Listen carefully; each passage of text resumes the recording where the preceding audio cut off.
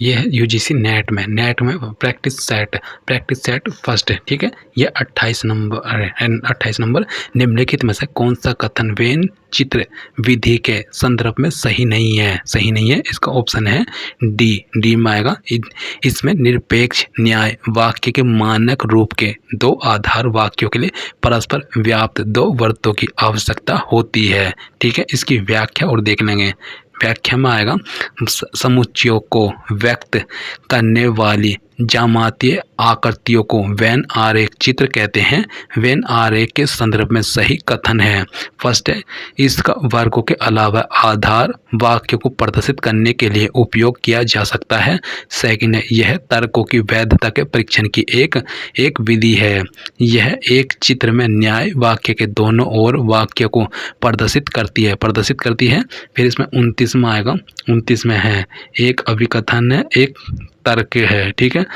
29 number में आएगा अभिकथन में आएगा कक्षागत संप्रेषण एक क्रियावांत्रिकारी प्रक्रिया है। तर्क आर, कोई भी शिक्षक इस मान्यता के अंतर्गत कार्य नहीं करता कि छात्रों की अनुक्रिया स्वदेशीय होती है, लेकिन इसकी आंसर है ए सही है लेकिन आर गलत है। इसकी व्याख्या और पढ़ लेंगे। व्याख्या में आएगा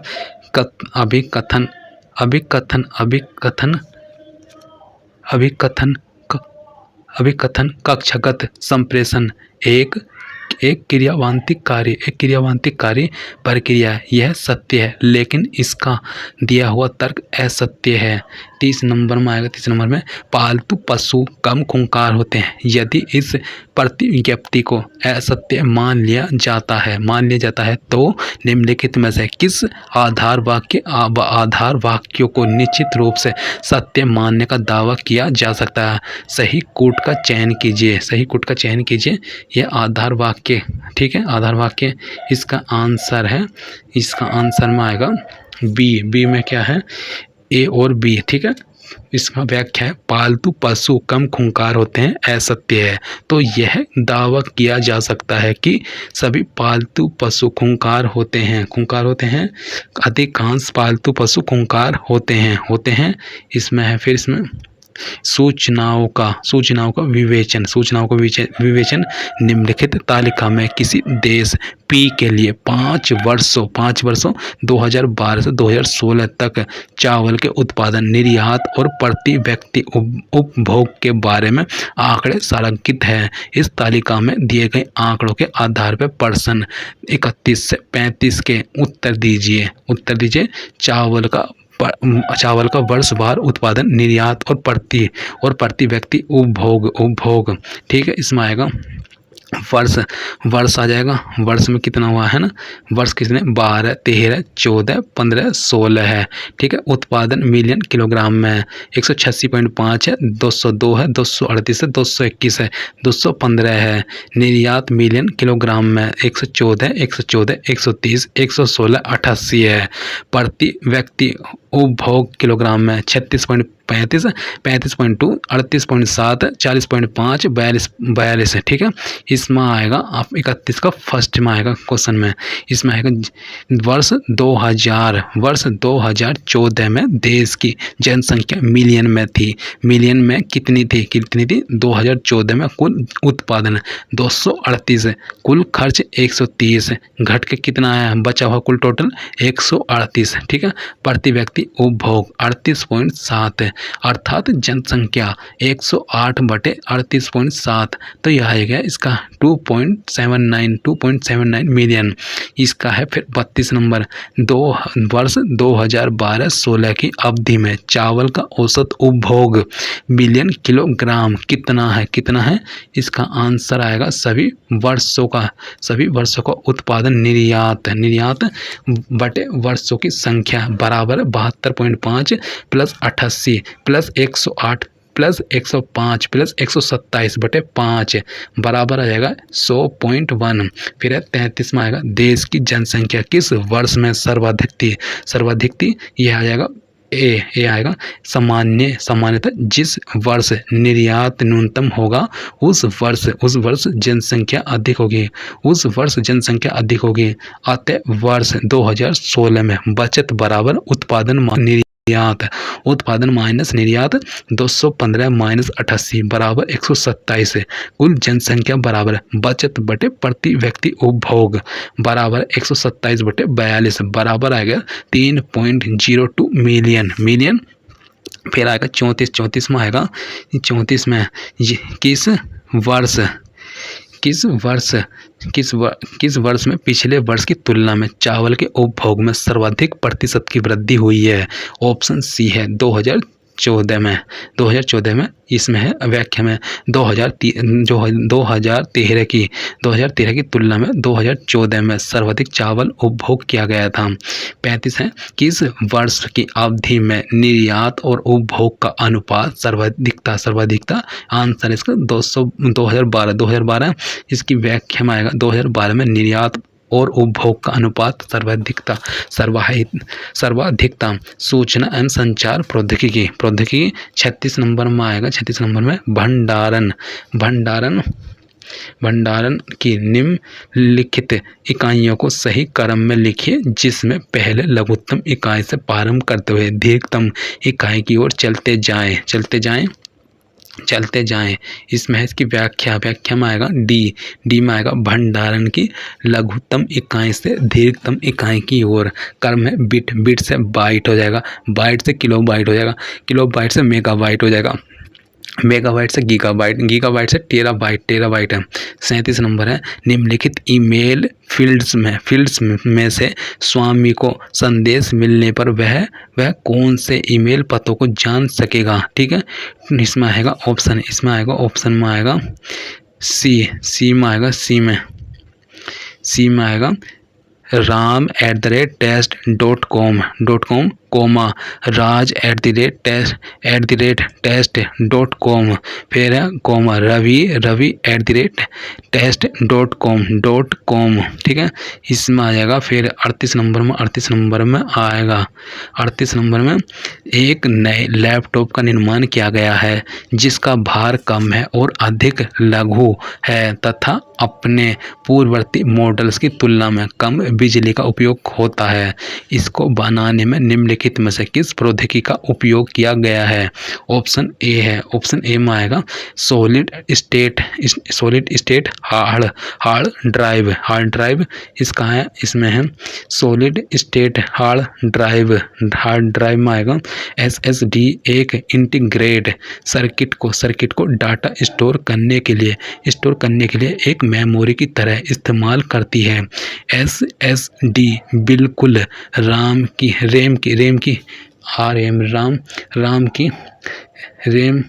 की तरह ही सेमीकंडक्टर से बना होता है जिसमें डाटा को स्थायी रूप से स्टोर कर सकते हैं।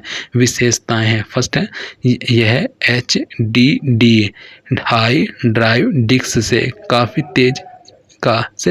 तेज स्पीड से डाटा को रीड और राइट कर सकता है। फिर सेकंड है HDD की तुलना में यह पावर की खपत कम करता है। इसके अंदर कोई मूविंग पार्ट पर मैकेनिकल पार्ट नहीं होता है। फिर इसमें आएगा 39 में आएगा 39 में निम्न ICT शब्द पद के बारे में निम्नलिखित में से कौन से कथन सही हैं। फिर है सी आएगा सी में आएगा केवल क्यों। ठीक है, इसमें है क्यों में आएगा ICT के अंतर्गत वे परिणामी प्राविधिकी सम्मिलित हैं जिनके अंतर्गत सभी दृश्य दूरभाष और कंप्यूटर संगणक नेटवर्क एक साथ समान केबलिंग प्रणाली द्वारा संयोजित किए जाते हैं। फिर इसमें आएगा ICT का पूर्ण नाम इंफॉर्मेशन एंड कम्युनिकेशन टेक्नोलॉजी सूचना और संचार प्रौद्योगिकी है। इसमें है फर्स्ट ICT के अंतर्गत वो परिणामी प्राविधिक सम्मिलित हैं जिसके अंतर्गत सभी दृश्य दूरभाष और कंप्यूटर नेटवर्क एक साथ समान केबलिंग प्रणाली द्वारा संयोजित किया जाता है। ICT का प्रयोग ICT रोड मैप में उस मार्ग को सूचित करने के लिए प्रयोग किया जाता है जिससे कोई संगठन अपने खातों के अपने खातों के साथ अपनाए। फिर आएगा 40 कंप्यूटर मेमोरी के बारे में निम्नलिखित में से कौन से कथन सही हैं। इसमें आ जाएगा सी में आएगा सी में केवल क्यों। इसमें random access memory volatile memory है। कंप्यूटर मेमोरी को दो भागों में बांटा जा सकता है, प्राइमरी मेमोरी प्राथमिक मेमोरी, वोलेटाइल अस्थिर तथा नॉन वोलेटाइल स्थिर दोनों प्रकार की होती हैं। वोलेटाइल मेमोरी वे मेमोरी हार्डवेयर हैं जिनकी संग्रहित डाटा बनाए रखने के लिए बिजली की आवश्यकता होती है, जैसे रैम द्वितीय है मेमोरी, सेकेंडरी मेमोरी। इस प्रकार की मेमोरी नॉन वोलेटाइल स्थिर होती है, अर्थात उनमें संग्रहित डाटा उपयोगकर्ता द्वारा डिलीट करने पर ही समाप्त होता है, जैसे पेन ड्राइव, हार्ड डिस्क। फिर जन एवं पर्यावरण, ये इसका है 41 नंबर। फिर इसमें आ जाएगा, इसकी व्याख्या में आएगा बी में आएगा। पहला कथन तो पढ़े ना, 41 का कथन है। अभी कथन ए, अंतःकरण वो अंत वायु प्रदूषण स्वास्थ्य के लिए एक गंभीर खतरा है। तर्क आर, अंत पर्यावरण में वायु प्रदूषकों का विसर्जन अपेक्षाकृत सीमित होता है। फिर 41 में आएगा ए और आर दोनों सही हैं और आर ए की सही व्याख्या करता है। विश्व स्वास्थ्य संगठन के अनुसार लगभग 3 बिलियन लोग खाना पकाने और अपने घरों को गर्म रखने के लिए पारंपरिक स्टोव अथवा चूल्हे में ठोस ईंधन लकड़ी का कोयला, गोबर, फसल अपशिष्ट का उपयोग करते हैं। इनसे घरेलू इंडोर वायु प्रदूषकों जैसे सूक्ष्म कणों और कार्बन मोनोऑक्साइड की सांद्रता में वृद्धि होती है, जिसे अंत वायु प्रदूषण इंडोर एयर पॉपुलेशन कहा जाता है।